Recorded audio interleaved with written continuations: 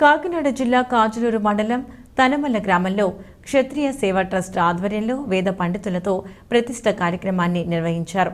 శ్రీ హనుమ సీత లక్ష్మణ సమేత శ్రీ కోదండరామస్వామి వారి మరియు మహాగణపతి శ్రీ షిరడి సాయిబాబా వారి నూతన పరిపూర్ణ దేవాలయ గోపుర శిఖర జీవ ధ్వజస్తంభ యజ్ఞ ప్రతిష్ఠ కార్యక్రమం ఘనంగా నిర్మించారు. ఈ సందర్భంగా చుట్టుపక్కల గ్రామ ప్రజలు అధిక సంఖ్యలో తరలి వచ్చి వారి మొక్కులు తీర్చుకుని స్వామివారి తీర్థప్రసాదాలు స్వీకరించారు. వేద పండితులు తలంబ్రాలు పుష్పాలను భక్తులకు అందించారు. అనంతరం అన్న సంతర్పణ ఘనంగా నిర్వహించారు. అదేవిధంగా రామచంద్రపురం నియోజకవర్గ అభ్యర్థి వాసంశెట్టి సుభాష్ స్వామివారిని దర్శించుకున్నారు.